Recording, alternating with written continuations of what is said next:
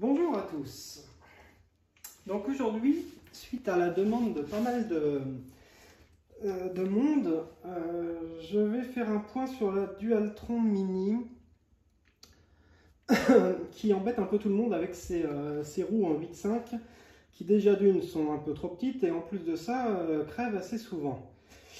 Donc beaucoup m'ont posé la question, m'ont dit mais comment tu as fait pour passer en 10? Donc c'est très simple.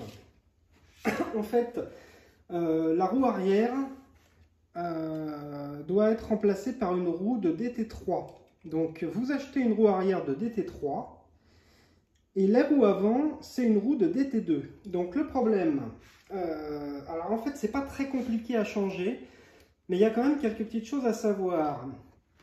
Le chat passe, voilà, bon, ok. Donc il y a quand même quelques petites choses à savoir.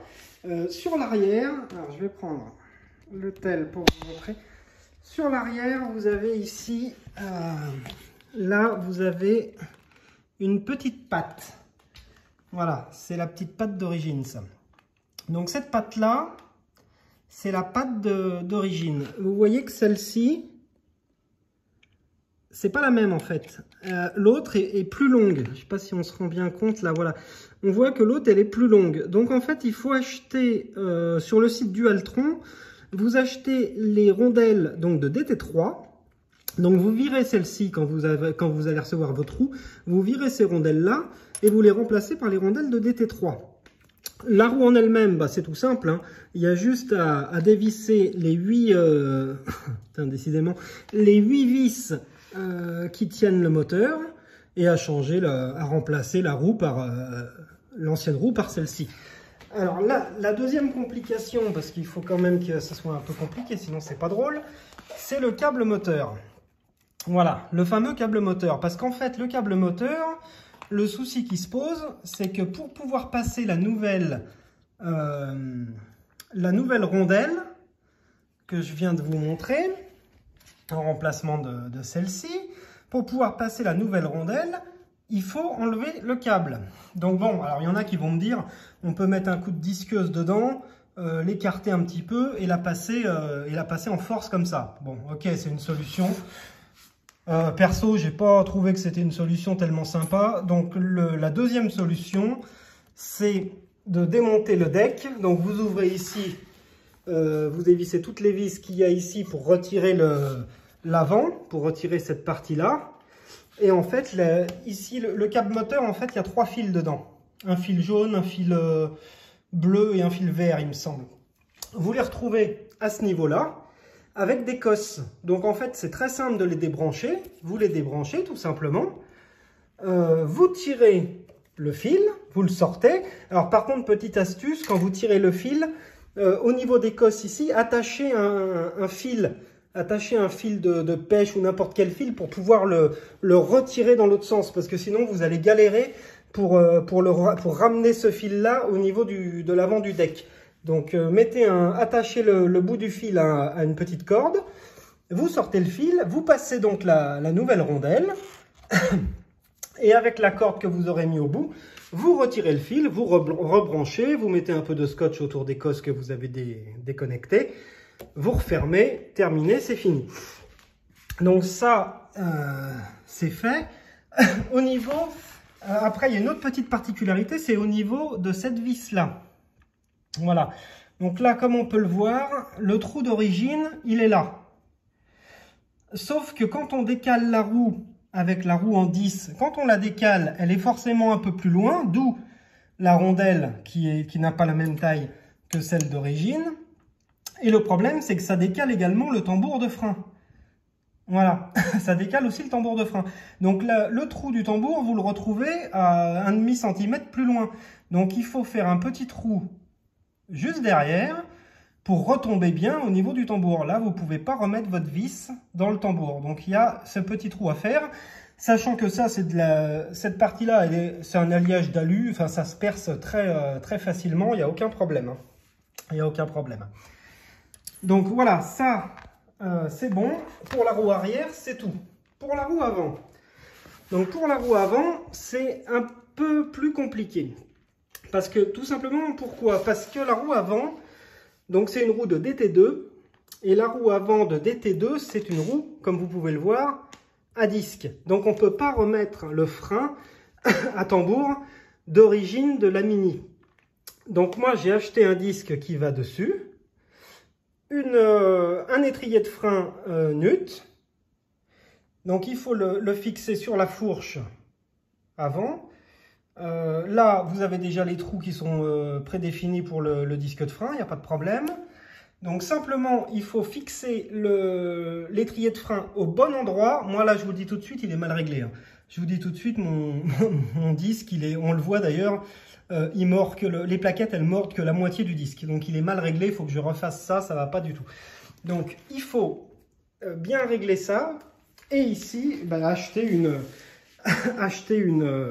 une poignée. Donc moi j'ai acheté une poignée Nut, donc qui va pas spécialement avec, hein, c'est une poignée générique. Hein.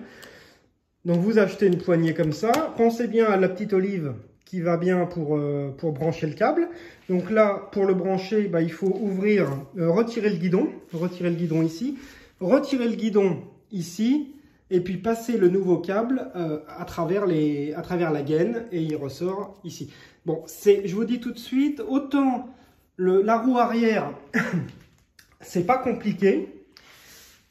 Autant le changement de roue avant en lui-même, il n'est pas compliqué non plus. Par contre, si vous voulez vraiment passer sur du disque, je préviens tout de suite, ceux qui sont juste un peu bricoleurs, vous allez galérer. Il faut quand même...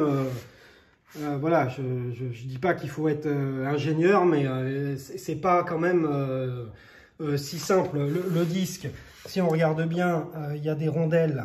Je ne sais pas si on voit, mais j'ai été obligé de mettre des rondelles parce qu'il était trop près de la roue. Donc il a fallu le décaler un petit peu. Les trous au niveau de la fourche, il faut les faire et puis il faut tarauder. Il faut faire un taraudage pour pouvoir fixer les vis. Voilà. Et en plus de tout ça, je vous dis, en plus, moi je suis pas bien, il n'est pas bien réglé quand même. Donc au final, c'est même pas terrible quoi. Donc bon, c'est... à voir. Si vous le sentez, faites-le, mais c'est quand même un petit peu de, bricolage. Donc voilà, c'est à voir.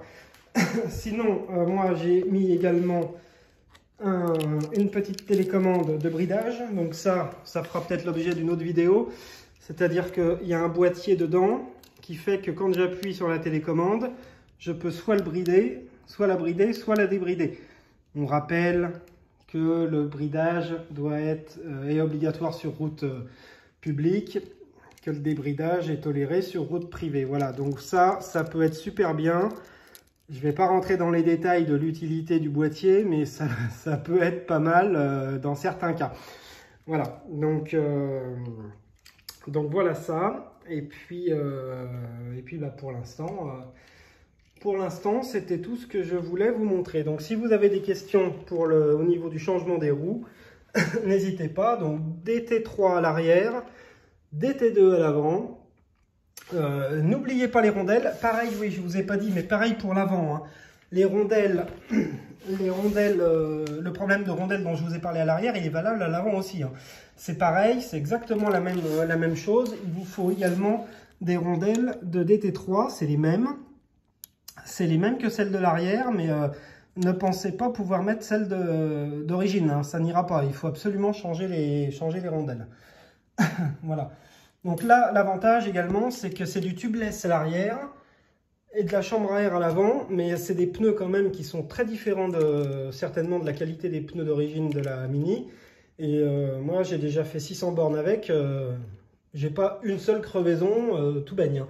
En plus, je trouve qu'en qualité en tenue de route et en stabilité, en vitesse de pointe, évidemment, on gagne. Moi, en vitesse de pointe, j'ai gagné, bon, c'est pas énorme, hein, j'ai gagné 5-6 km/h, mais voilà, on a forcément un gain de vitesse de pointe, étant donné que les roues sont plus grosses. Donc forcément, en un tour, la trotte va plus vite. Forcément, elle fait plus de distance.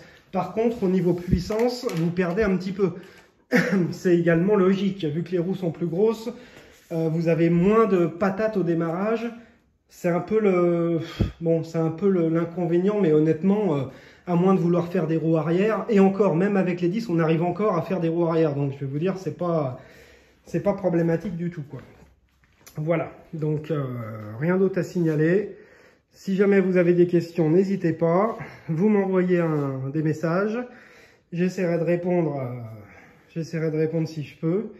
Et puis voilà. Merci, bonne journée.